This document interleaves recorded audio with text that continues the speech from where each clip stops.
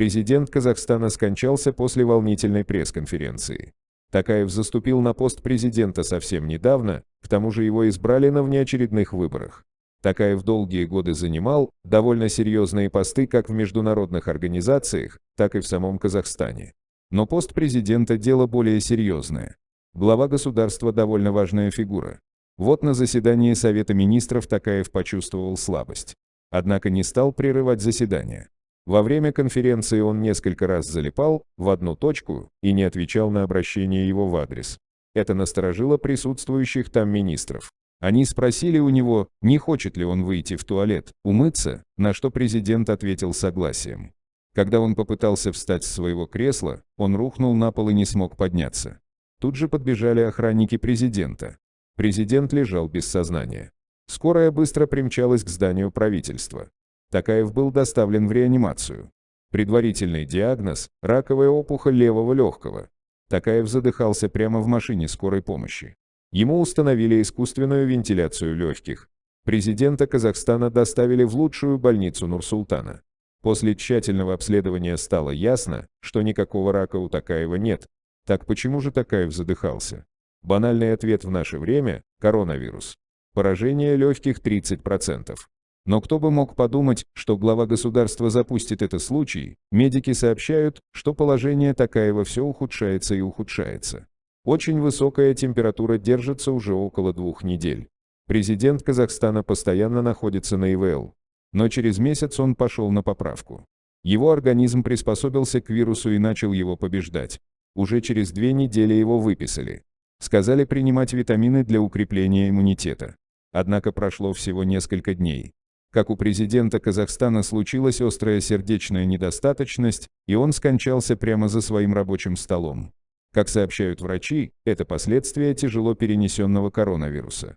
Возможно, что заражение нынешнего президента коронавирусом было спланировано предыдущим президентом Назарбаевым, потому что Такаев начал бороться с развившейся при Назарбаеве коррупцией. Вот что нам известно о коррупционных схемах Назарбаева. Нурсултан Абишевич Назарбаев, первый президент независимого Казахстана, который пришел к власти 24 апреля 1990 года, после чего был переизбран еще несколько раз и в общей сложности пробыл на своем посту почти целых 30, очень долгих, лет. В феврале 2019 года вышла шокирующая новость о том, что Конституционный совет Казахстана принял запрос Назарбаева о его преждевременной отставке по собственному желанию, а 19 марта он лично обратился к народу, заявляя о своем уходе, но далеко не окончательном. Что же все это означает на самом деле и как это повлияет на обычных людей? Причина ухода президента в отставку. Многие политологи спорят о причинах неожиданной отставки уже бывшего президента, но большинство из них сходятся в одном – что-то тут нечисто.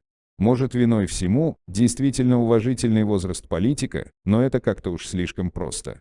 Учитывая сильный характер президента, слабо верится в то, что он просто захотел тишины и покоя на старости лет. К тому же после своего ухода у Назарбаева активировалось еще больше полномочий, которые позволяют ему оставаться самым влиятельным человеком в стране при любом раскладе. Из-за этого возникает только еще больше вопросов. Самое удивительное в сложившейся ситуации то, что Конституция Казахстана запрещает отставку президента по собственному желанию, но Назарбаеву все же удалось уйти. При здравии и верности президент должен представлять свою страну до самого конца, неся на себе бремя последствий от принятых ранее решений. Как же так получилось, что бывшему президенту удалось буквально выйти сухим из воды? А получилось это только после долгих переговоров с Конституционным советом, который, в конце концов, все же решил, что президент тоже человек, поэтому имеет полное право на свободу труда и выбор своей собственной деятельности или профессии. Кроме этого, было подмечено, что в Конституции Казахстана не существует всего перечня возможных причин, что позволяли бы действующему президенту уйти в отставку.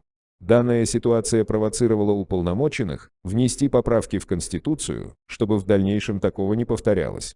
Но по итогу было решено, что лучше уж будет просто прочитать между строк, как бы странно это ни звучало, предложение, а также в случае досрочного освобождения президента от должности, пункта 3 статьи 42 Конституции Казахстана интерпретировать по-своему. Именно таким образом Назарбаева было отпущено в отставку, но только в порядке очень странного исключения.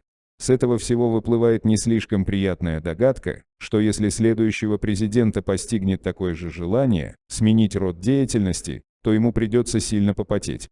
Ну или же прибегнуть к неофициальным способам своего предшественника, которые вполне могут быть связаны с коррупционной деятельностью.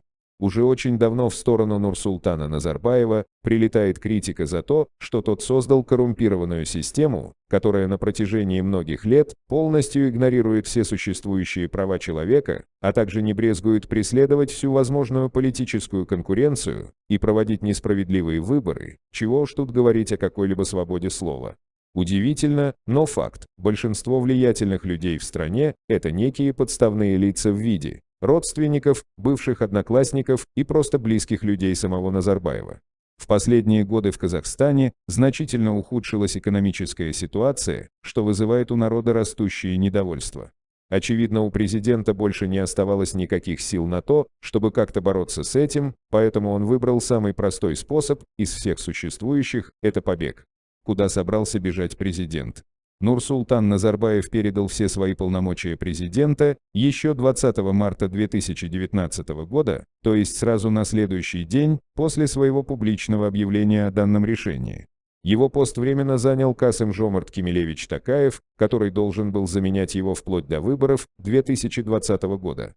Тот со своей ролью успешно справился, и 9 июня он же на них и победил, хоть в это и мало кто верил, получив официальный статус действующего президента Республики Казахстан. Но все эти официальности и почести лишь на словах. В сравнении с Назарбаевым, Токаева считают в какой-то мере слабохарактерным, что позволяет легко манипулировать его мнением и действиями. Кроме этого, в настоящее время действующий президент не может быть полностью свободным в своих решениях, так как многие полномочия до сих пор принадлежат именно бывшему президенту. Самое обидное во всей этой ситуации, что Токаева подобный факт совершенно никак не колышет. Значит ли это, что многочисленные разговоры критиков – это не просто какие-то себе там домыслы на пустом месте? Выборы снова были куплены? Неужели действительно все заранее было обговорено и выучено, по заказному сценарию Назарбаева? Политика Токаева уже не раз успела доказать, что тот горячо предан своему предшественнику, и каких-то колоссальных изменений ждать не стоит. Первый же указ свидетельствовал о глубоком уважении к Назарбаеву. Астана стала Нур-Султаном, а те, кто верил в либерализационные изменения, перестали в них верить вовсе. Хотя очень зря, ведь недавно Токаев объявил о борьбе с монополией, а малый и средний бизнес освободил от каких-либо налогов. Может, не так уж черт и страшен, как его привыкли рисовать. На данный момент необычный союз Токаева и Назарбаева показывает только положительные результаты. Сам Назарбаев сейчас занимает место пожизненного главы Совета Безопасности, а также не собирается покидать членство Конституционного совета.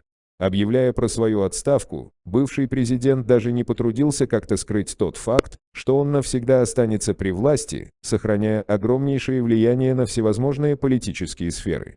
Свою должность лидера нации Елбасы Нурсултан Абишевич никому не продаст и не отдаст.